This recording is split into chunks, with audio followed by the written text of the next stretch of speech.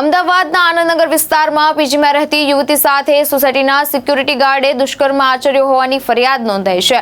પોલીસે CCTV footage અને technical તપાસને આધારે આરોપી ધર્મસિંહ રામશંકરસિંહને હેબતપુર નજીકથી ઝડપી પાડ્યો છે। આનંદનગર વિસ્તારમાં પીજીમાં રહેતી યુવતી રાત્રે બિલ્ડિંગના ધાબા પર ગઈ હતી ત્યારે તાજેતરમાં નોકરીએ લાગેલા સિક્યુરિટી ગાર્ડે તેના પર હુમલો કરી દુષ્કર્મ આચર્યો હોવાનો ફરિયાદમાં આક્ષેપ કરવામાં આવ્યો છે।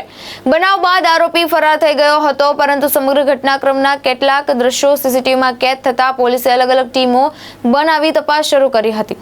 બાતમી અને સીસીટીવી ફૂટેજના આધારે આરોપી ધર્મસિંહ હેબતપુરા નજીકથી ઝડપી પાડવામાં આવ્યો હતો।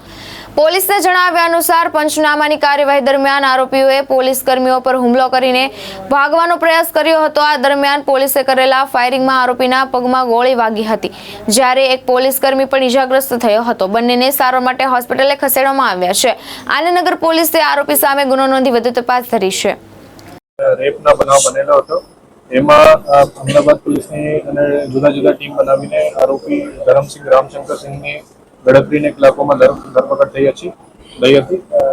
તે પછી એને મેડિકલ કરાવીને અને એને ડીએનએ સેમ્પલિંગ પર કરાવી દીધા હતા અને આરોપીએ ભોગ બનનારના મોબાઈલ પર ચોરાઈ લીધા હતા, જેને માટે હેબતપુર વિસ્તારમાં એના રિકવરી પંચનામા પોલીસ દ્વારા કરવામાં આવતા હતા। એ દરમિયાન પોલીસથી ભાગવા માટે એને પીઆઈ પરમારની जो पिस्टल है सर्विस पिस्टल है ये झूठवीने प्रयत्न કર્યા। એમાં ઝપાઝપી થઈ અને એ ઝપાઝપીમાં એક પોલીસ કોન્સ્ટેબલને વાગ્યા છે અને એના પછી પોલીસે ઓવરકમ કરવા માટે એને પ્રયત્ન કર્યા અને એમાં બીજી પણ રાઉન્ડ ફાયર થયા। એ રાઉન્ડ એને પગમાં વાગ્યા છે।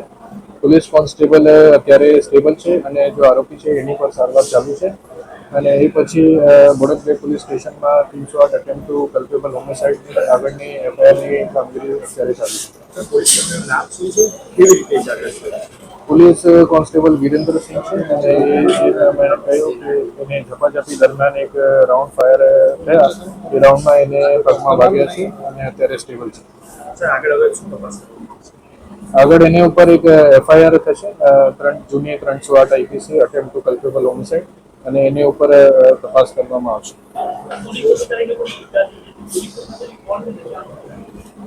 એપીસી પોલીસ કોન્સ્ટેબલ છે વિરેન્દ્રસિંહ અને એને પગમાં ગોળી વાગી છે, અત્યારે સ્ટેબલ છે।